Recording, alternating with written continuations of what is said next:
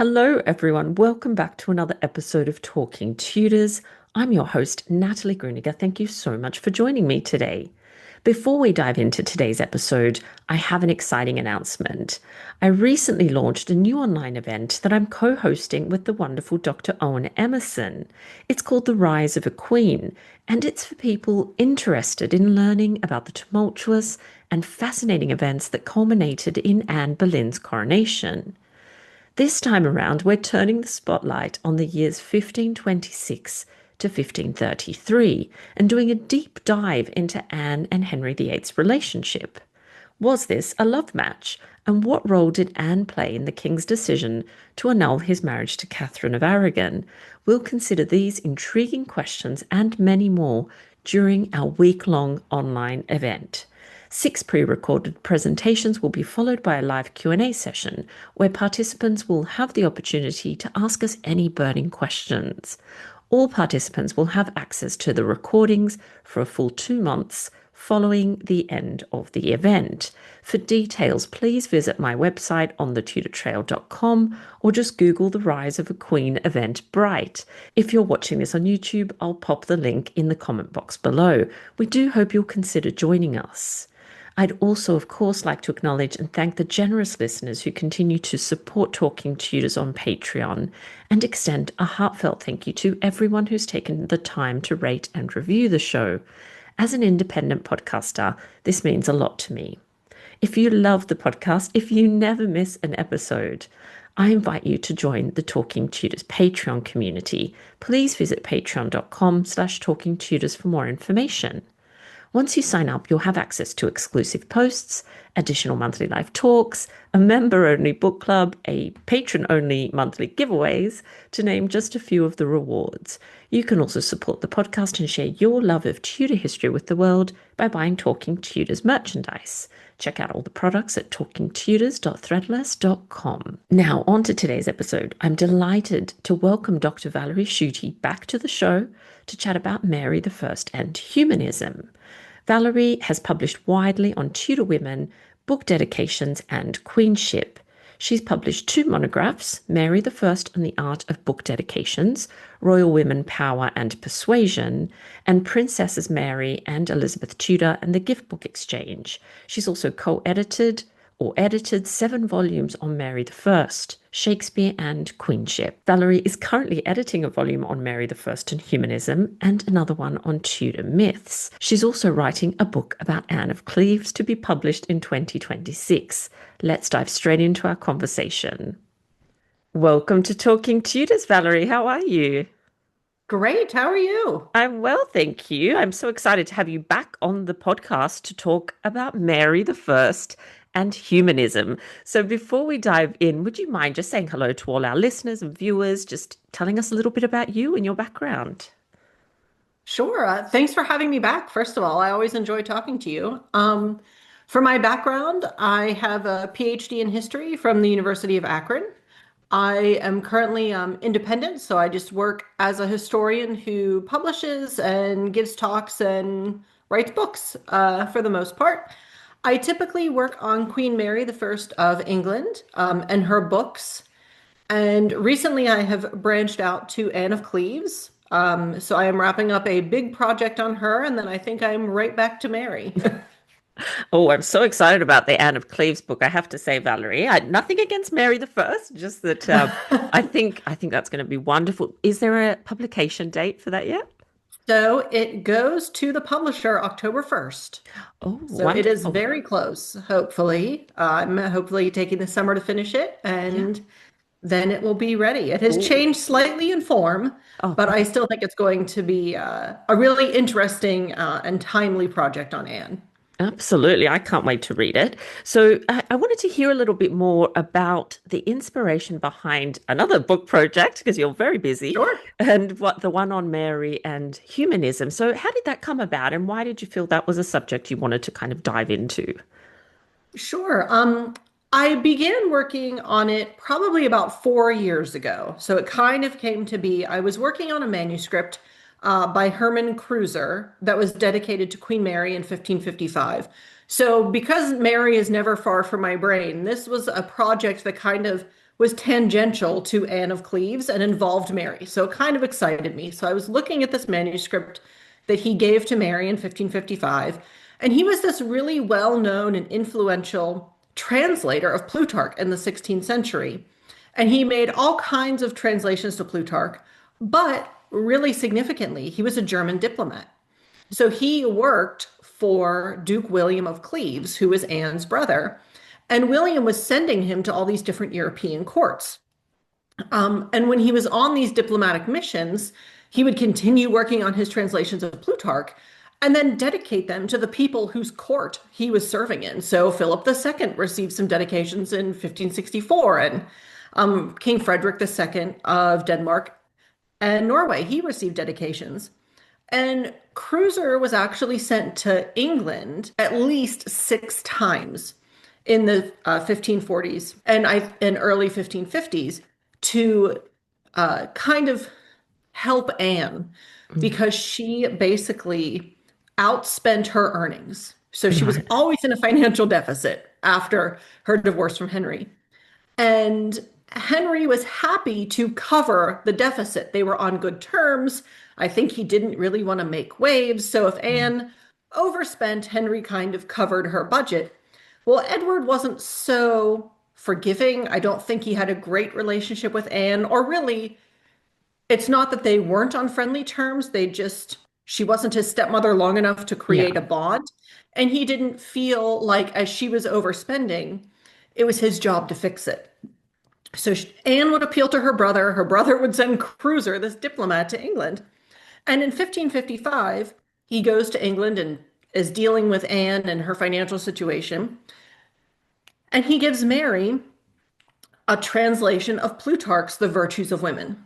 So I've been working on this manuscript, and it kind of encouraged me to look at what other humanist texts did Mary own? Were any given to her? What did she read? And I actually found 8 humanist texts that were dedicated to her over the course of her lifetime.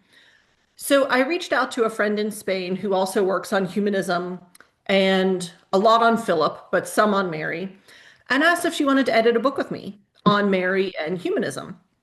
So we really wanted to look at investigate the humanism of Mary's childhood. So really when humanism was Hmm. huge at the court of Henry VIII, and kind of look beyond those years for um, how did Mary apply that to her reign? And if so much had been written about humanism in general, why hasn't there been much written about humanism specifically for Mary? So we kind of wanted to remedy that. And we wanted to know if Mary was given a strong humanist education, how did that manifest when she was queen? How can we see examples of these humanism, or even in terms of humanism as applied to all of the religious changes between Henry and Edward and Mary? So we kind of started looking for evidence of humanism and Mary's circle and her queenship. And initially, we really envisioned the collection to be continental in scope. I mean, with her connections to Spain through Catherine and Philip, we thought this would be incredibly continental. But like so many other collections, it's turned out a little differently. So it's definitely more English in scope, but absolutely pulls in humanism, European humanism in general. So the problem we ran into is we approached scholars who work on Mary Hmm. to maybe give us essays on Mary and humanism, and we approached scholars who worked on humanism to talk about Mary, not realizing that the difficulty would be a lot of times those two things don't go together. Yeah. So we ended up with some problems, and we had to have a big rethink, and Hmm. now we're really on track. But it's just this idea of why haven't people really looked at humanism apart from, oh, Mary had a humanist education? Yeah. Yeah. So you hear that a lot, but then what did that mean? How did that manifest? And how do we go forward with what can we learn from Mary and humanism? Yeah, well, it sounds like an absolutely fascinating project, and there are obviously some points that I want to talk to you about now. But Before we do that, I think it would be useful, Valerie, if you maybe just give us a bit of an introduction to humanism. We've been using this word a lot. So, does Sure. this actually mean, and what did it mean in the 15th and 16th centuries, especially? Sure. So I think at a very basic level, humanism was the Renaissance study of history, specifically using old and ancient texts in the original languages of Latin and Greek. Hmm. So it was trying to get to back to the primary sources, which I think is really cool because that's something as historians, we try to get to the primary sources. And this humanist idea was to read early Greek and Roman thinkers and historians and philosophers in the original languages. So I think that is kind of a very broad and general definition. But humanism could be so much more, and it can be incredibly capacious. And in some ways, it's really hard to define Yeah. because it could be used and applied so many ways. But it was the study of the old and the ancient and the Latin and Greek. And for Princess Mary specifically, we know that she had this humanist education. So this meant a couple of things. So first, her tutors were either humanists Hmm. or educated in humanism themselves. So that was one. That was how it kind of trickled down from these scholars to Mary. And then it also meant that she was educated in a wide range of subjects, not just reading and writing, which she might have been given as a female, but still would have been unusual, but things like Latin and multiple languages and ancient history and music. And one really important aspect of humanism and receiving a humanist education was application. So you weren't just reading a text in Latin just to say you read it in Latin. You were reading it so you could understand it and engage in the original language.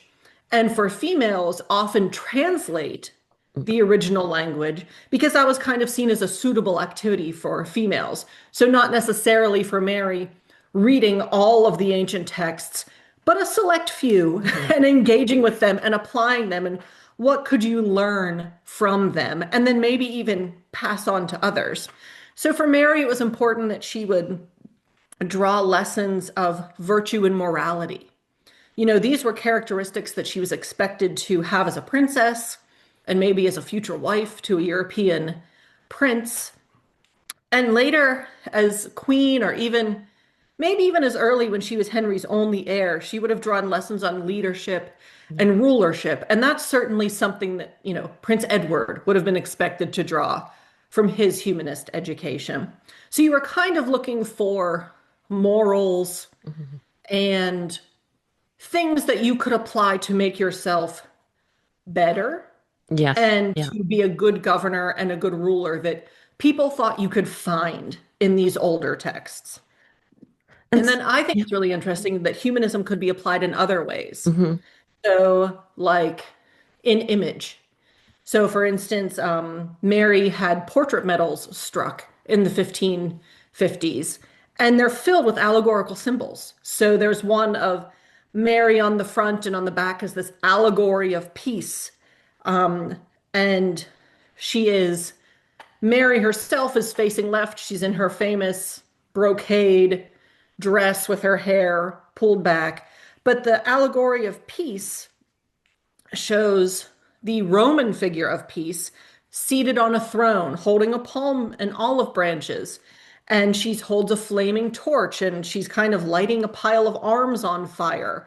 And there's some figures that are set upon by storms. And at the very bottom of the medal are these waves symbolizing England as an island. And it's kind of like knowing humanism would let you interpret that medal because you would know some of the symbols. You'd be familiar with the Roman allegory of peace, or you'd be familiar with the palm branches, or the temple, Hmm. or the clasping hands, and what all of that meant. So humanism could be applied in education and in text and even in image. Yeah, amazing. I'm always not astounded, but just interested in how multi-literate these people were. Not obviously in the same sense that we are with technology and things, but certainly in reading images. You need so much background information, Valerie, to know what is going on in a lot of those images, don't you? You really do. And I think it's really interesting that not so much before Mary, but a little after her, the images were so prolific and the medals were so prolific that not everybody could have a medal, right? They're Yeah. expensive. Some of them were gold or bronze, but the medals, because the images were so important, started to be printed. Mm. So you'd get like somebody who would engrave an image and then they would put it in a book with like coins and they would compare. So here's this peace allegory for Mary, and then here's the figure of peace on a Roman coin. So they would kind of pull some of those Yeah. connections together for you. But you're right, you would have to be incredibly literate to get to know, okay, know your languages, know your symbols, know your allegories, know your gods and goddesses, and then somehow use that, and like Yeah. be expected to do something with that, not just know it because it's interesting. Yeah. And still such a valuable skill, isn't it, to be able to apply what we learn rather than just regurgitate what we learn. Yes. And so, who were some of the important and influential humanists of the day that Mary would suddenly have known and heard of? There would have been a lot, but there would have been some in England that she would have known more personally Yeah. than others. So people like Erasmus, he was a humanist. Juan Vives, he was a humanist, and I'm certain we'll get back to him because of his importance. But then there were other humanists at the Tudor court. So Thomas Linacre, Thomas Eliot, Sir Thomas More, Henry Parker, Lord Morley. And Mary had relationships with a lot of these people. And in many cases, they dedicated books to her, they wrote books to her, she exchanged letters with them. And these men were like keen religious thinkers, prominent translators, courtiers, and they were working at the Tudor court. Mm. So I think Mary would have encountered quite a few humanists, but being a female, not too many female humanists, other than maybe her Yeah. mother and the daughters of Thomas More. Yeah, it's so interesting. And so the fact, she's completely immersed in this sort of culture of humanism. But why do you think that she's not one that immediately pops to mind when we think of humanists or humanism in the 16th century? Why do you think that is? I think sometimes she just gets really overshadowed by Elizabeth. Yeah. So, they had very comparable educations. And in some cases, they shared tutors. I think in some really interesting cases, textbooks that were written for Mary, Elizabeth used in her own education.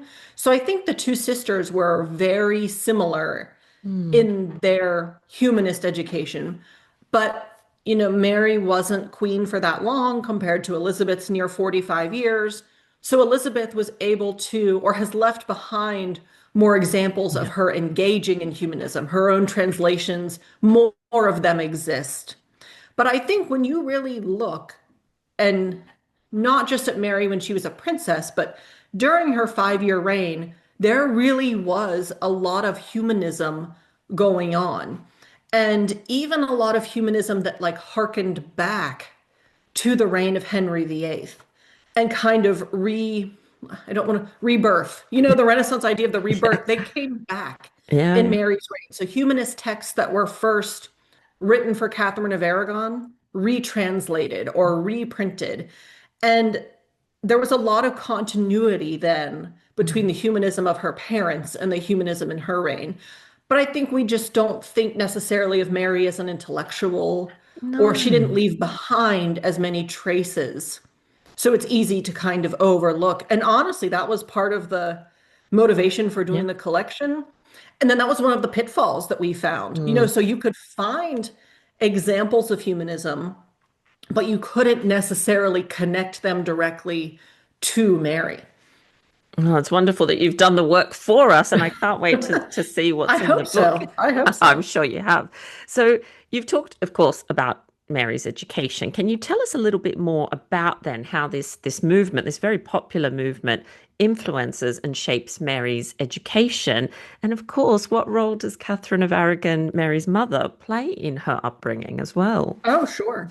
So Catherine really encouraged Mary's education. So from the earliest age, okay, so Mary's first teacher, if you will, was another female, Margaret Pole. who was in charge of her nursery, and she probably taught Mary how to read, which I think is really exciting. Mm. That, a lot of her education stemmed from this interest in other or by other females.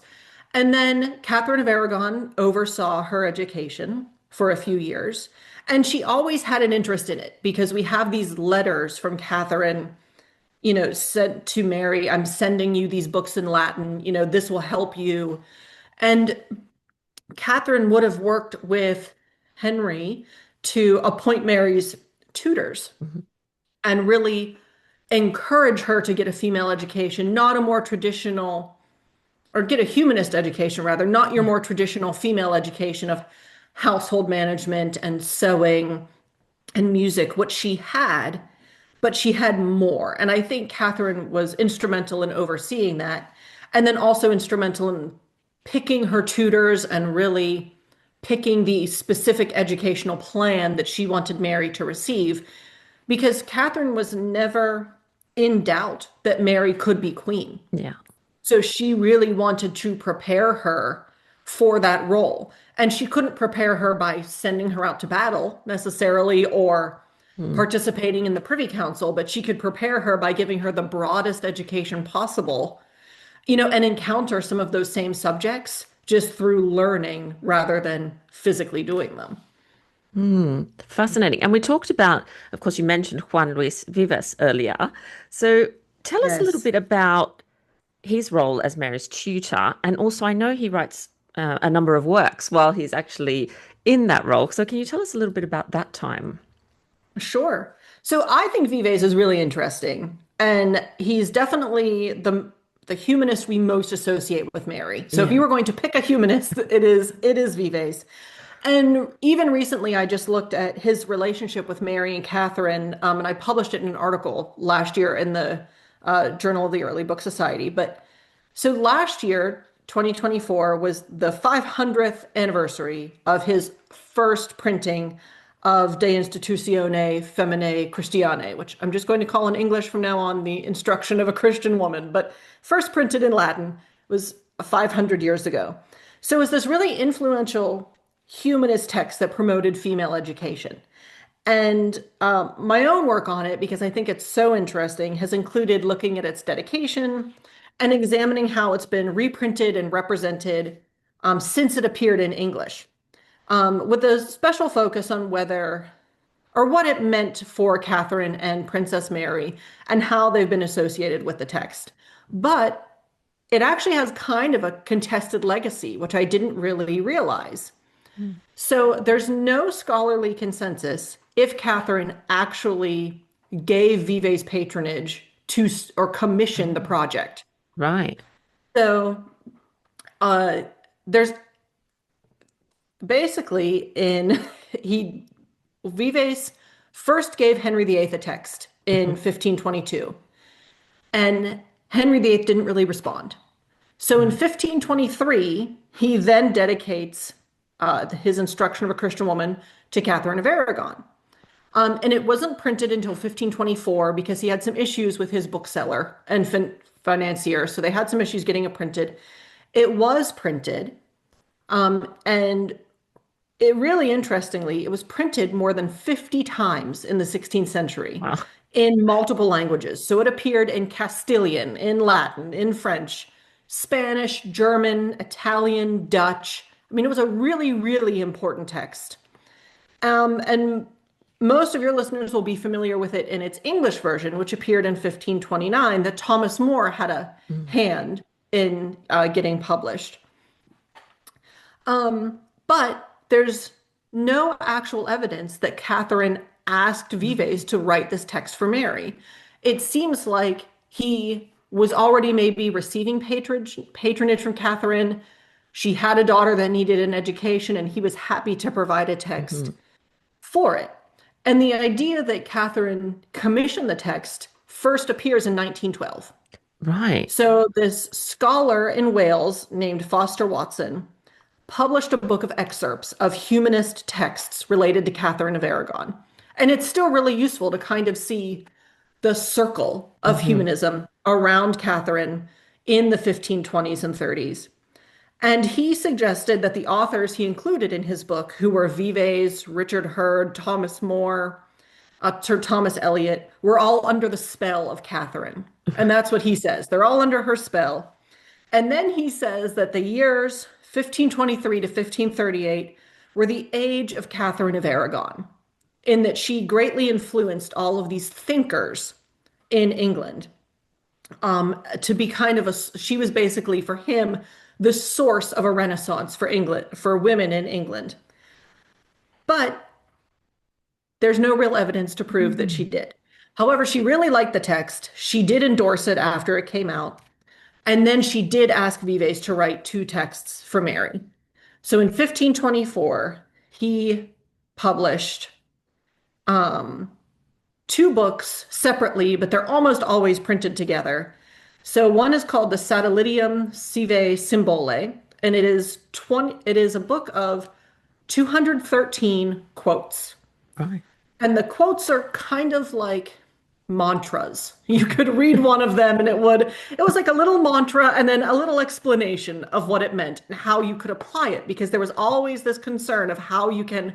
apply humanism. So Vives had this idea that Mary, or that Catherine rather, would take the instruction and use it to guide Mary's education, and then wrote these other kind of supplements. Mhm. Um, and that these supplements would become, mottos that Mary could use to guard her body and soul from evil Right. doing, that she could embrace them and use them. And both Elizabeth and Edward actually used the Satellitium book in their own education later. So the humanism did really permeate Mhm. uh, this early Tudor England. And one motto that was used that Mary really took to was her personal motto, Veritas Temporis Filia, came from, I mean, he didn't invent it, but that's where it came from, where she would have encountered it, was in his book. And the other one that he wrote was this Epistolae Due, and it was two books that were together, and was comprised of two letters. So one was for Mary and dedicated to Catherine of Aragon, and the other was for Charles Mountjoy. And it was dedicated to William Blount, Lord Mountjoy, who worked for Catherine. And it was dedicated to him, who is Charles's father. And this was also meant to help Mary's humanist education. But Vives was never actually Mary's tutor. So he wrote these treatises and then basically said to Catherine, this is the footprint, and you can then choose someone who will Uh-huh. apply and give these lessons to Mary. And that's what she did. So he made this course of study for her, and then Catherine hired tutors. So one of the first tutors we know about is the priest, Richard Featherston. Mm. So in 1525, he was appointed Mary's tutor. He remained in that position for about 8 years, and he went with her to Wales whenever she was the de facto Princess of Wales. And Featherston remained very loyal to Catherine and Mary. He acted as an advisor in 1529 at the Blackfriars trial. Right. And in 1540, he was later executed for refusing the royal supremacy. Right. And then one of Mary's other famous tutors is Giles Duess, who taught her French. And he was one of Henry VIII's librarians, and I think taught Henry and his sisters French also. And then in 1533, printed a French textbook. And it was in two parts. And the first part was dedicated to Princess Mary. And the second part was dedicated to Henry, Anne Boleyn, and Princess Elizabeth. And this was another text that Princess Elizabeth used. Yeah. So So Vives interesting. kind of had an overarching Yeah. uh, role in Mary's education, but didn't ever directly oversee it himself. Isn't that so interesting? That's what I love, Valerie, about talking to academics like yourself that are immersed in this research now, because there's so often things that we just say, don't we? Like Catherine commissioned that text, or, he was Mary's tutor. And then when you interrogate the sources a little bit more, you find that the story's a little bit more complex, as well as most stories are, aren't they? Yes, it is. But I think he's so important that even if Yes. he wasn't her tutor in the classroom, Hmm. he was the one kind of providing the ideas. Yeah. Oh, Still a and guide, certainly, for her education, it yes. sounds like. Yeah, absolutely. And so does this humanist thread then continue or influence Mary beyond childhood and when she does become eventually queen? Absolutely. There are so many ways that you can see the humanist thread continue. So one would be her motto, the veritas tempora filia, truth is the daughter of time. Right? So we see her apply this not only as her personal motto, but she applied it it became an emblem for the reestablishment of Catholicism. It was a symbol that was used. The truth imagery, so the figure of truth, Mm. then was put onto seals and coins. It was also part of a major parliamentary act that reinstated Catherine and Henry's marriage, making Mary legitimate after she became queen. It was put into the festive entries for Philip and Mary after they got married. And so you'll see humanist threads kind of all over. And then when you look at them, you can find their roots whenever Mary was a princess. So that motto follows her in so many different ways. And as queen, too, she provided a household to other daughters of courtiers with access to their own humanist education, their own translations, access to books, access to her, and she could have passed on humanism in that same way. So the opportunities and ideas she made available kind of reverberated for several generations of Catholic women, especially. And we can see this with Jane Dormer, who was one of her ladies and would have benefited from humanism before Mary became queen and then during Mary's reign. And she married a Spanish nobleman, supported Mary, and after Mary's death, moved to Spain and had her own little kind of court that had women from Mary's own court there, and they continued to spread humanism. So you kind of see it trickle both Mary personally and then Mary's household kind of take these ideas of humanism and apply them. And then what I am most interested in maybe are the humanist texts that were printed in Mary's reign. So we see the complete works of Thomas More for the first time in 1557. We see all kinds of texts by Vives get reprinted in the 1550s and by men like Thomas Paynell, who were humanists who were prolific translators. So I think she also oversaw or patronized Mhm. translators and printers to continue the spread of humanism, much as it existed in the earlier 16th century. And Valerie, can we just go back to her motto for a second? Can you Sure. just unpack that for us a little bit? And I mean the meaning of it in case people sort of haven't come across that phrase or they're not so sure what it actually means. Sure. So the motto in Latin is Veritas Temporis Filia, which translates to truth as the daughter of time. Hmm. So the figure of truth was in the mythology the actual daughter of the figure of time. Right. But what it means is that over time, as time passes, the truth will come out. Hmm. So not it means you need to be patient. It means you need to believe that no matter what lies are spread or what other things are told, the truth will eventually happen, will be set free, if you will. And I think for Mary, this was applicable because as a princess, she's told that she's bastardized and demoted. And in her mind, as she gets older, the truth will be set free. Her Hmm. parents really were married in her eyes. And when she becomes queen, she's able to make a law that says that, Yeah. that her parents really were married. Even in terms of her being the heir for a while and then kind of being gradually displaced, she eventually becomes queen. So the truth, for her, her truth finally came Yeah. out. And I think that's ways that it's applied to Mary personally. And I think she also took it in terms of religion. Hmm. So the idea that Catholicism of her mother of the earlier church of the early 16th century had been, forbidden or changed, or England, the state religion became Protestant. And I think for Mary, that truth, the truth of Catholicism, would also, come to the fore eventually, that people would realize that that was the true religion. And for her, then that happened in the 1550s, whenever she was able to reinstate Catholicism. So, I mean, perhaps it's subjective, to each individual person, but that was how the motto was applied.